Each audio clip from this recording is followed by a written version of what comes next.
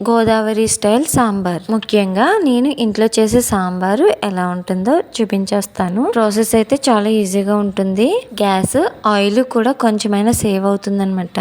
ముందుగా కుక్కర్లోకి అరకప్పు కందిపప్పు తీసుకున్నానండి. 2 సార్లు వాష్ చేసి పప్పు మునిగే వరకు నీళ్లు వేసుకోవాలి. వాటర్ వేసిన తర్వాత చిటికెడు పసుపు వేసి మూత పెట్టి పక్కన పెట్టేసుకుంటే కాసేపు నానుతుంది. సాంబార్లోకి కాయగూరలు ఉండాలి కదండి, అందుకోసం చిన్నగా కట్ చేసుకున్న ఆనపకాయ ముక్కలు, సన్నగా కట్ చేసుకున్న దొండకాయలు, అలాగే క్యారెట్, ఉల్లిపాయలు, పచ్చిమిర్చి, టొమాటో, వంకాయ నాకు అందుబాటులో ఉన్నవి మాత్రమే తీసుకున్నాను. ఇంకా కొన్ని రకాలైతే మిస్ అయ్యాయి. ఇలా కట్ చేసుకున్న వాటిని గిన్నెలోకి తీసేసుకున్నాను. ఈ గిన్నెను నానబెట్టుకున్న పప్పు ఉంది కదండి, ఆ కుక్కర్ లో పెట్టేసుకోవాలి. చాలా మంది కాయగూరల్ని ఆయిల్లో వేగిస్తారండి. అలా వేయించకుండా పప్పులో పెట్టి ఉడకబెట్టేసుకుంటే సరిపోతుంది. ఇప్పుడు 4 నుండి 5 విజిల్స్ రానివ్వాలి. పప్పు, కాయగూరలు ఉడకటానికి అలాగే చల్లారటానికి కొంచెం టైం తీసుకుంటుంది.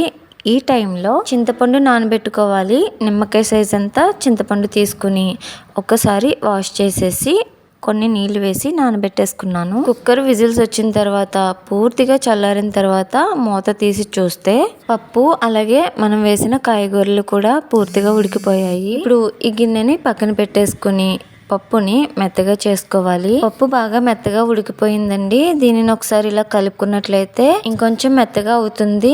చాలా మంది మిక్సీలో ఆడతారు, మిక్సీ పట్టకుండా ఇలా కలుపుకుంటే సరిపోతుంది. ఇప్పుడు ఈ పప్పులోకి ఉడకపెట్టుకున్న కాయగూరలను వేసేసుకోవాలి. అలాగే కొంచెం వాటర్ వేసుకోవాలి. తీసుకున్న పప్పును బట్టి వాటర్ క్వాంటిటీ అనేది చూసుకోవాలి. ఇలా కలుపుతుంటే చూడండి ఎంత చిక్కగా ఉందో కదా. ఇప్పుడు దీనిలోకి రుచికి సరిపడినంత ఉప్పు, పసుపు ముందే వేసాం కనుక టీ స్పూన్ కారం వేసుకోవాలి. సాంబార్ పొడి ఉంటుంది కదండి, మార్కెట్ లో దొరుకుతుంది, ఆ సాంబార్ పొడి వేసుకోవాలి. ముందుగా నానబెట్టుకున్న చింతపండు నుండి ఇలా రసం తీసుకుని వేసుకోవాలి. దీనిలోకి చిన్న బెల్లం ముక్క కూడా వేసుకోవాలండి. బెల్లం వేసినట్లయితే సాంబారు టేస్ట్ అయితే చాలా బాగుంటుంది. ఇప్పుడు దీనిని ఒకసారి కలుపుకొని మూత పెట్టుకుని మరిగించుకోవాలి. చూసారు కదా, ఇలా మరిగించుకోవాలండి. కొంచెం పల్చగానే ఉన్నప్పుడు స్టవ్ ఆఫ్ చేసేసుకోవాలి. ఎందుకంటే కొంచెం చల్లారిన తర్వాత చిక్కబడిపోతుంది. అందుకని సాంబారు ఈ విధంగా ఉన్నప్పుడే స్టవ్ ఆఫ్ చేసేసుకోవాలి. ఇలా రెడీ చేసుకున్న సాంబార్కి తాలింపు పెట్టాలి కదండి. తాలింపుల కోసం స్టవ్ మీద ప్యాన్ పెట్టి ఆయిల్ వేసి, ఆయిల్ వేడెక్కిన తర్వాత దంచి పెట్టుకున్న వెల్లుల్లి రేకలు వేసి వేయించుకోవాలండి. వెల్లుల్లి రేకలు వేగిన తర్వాత మాత్రమే మిగతావి వేయాలి. ఈ వెల్లుల్లి రేకలు ఇలా వేగిన తర్వాత టీ స్పూన్ జీలకర్ర, టీ స్పూన్ ఆవాలు, చిన్నగా కట్ చేసి పెట్టుకున్న ఎండుమిర్చి ముక్కలు, అలాగే ఫ్రెష్ గా ఉన్న కరివేపాకు వేసి పచ్చిదైనా ఎండిదైనా కొబ్బరి తురుము కూడా వేసుకుంటే సాంబార్ బాగుంటుంది. నేను పచ్చి కొబ్బరి తురుము వేసి బాగా వేయించుకున్నాను. చివరిగా కొంచెం కొత్తిమీర తురుము కూడా వేసి మొత్తం అంతా బాగా వేగిన తర్వాత ముందుగా ప్రిపేర్ చేసి పెట్టుకున్న సాంబార్ని ఈ తాలింపులోకి వేసేసుకోవాలి.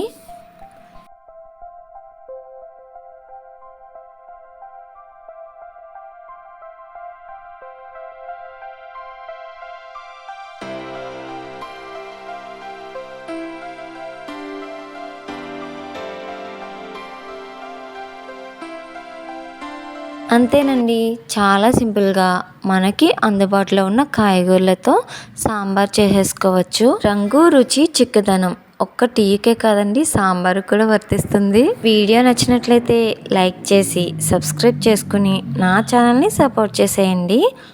అలాగే మంచి మంచి వీడియోస్తో మీ ముందు ఉంటాను. Thanks for watching. Bye bye.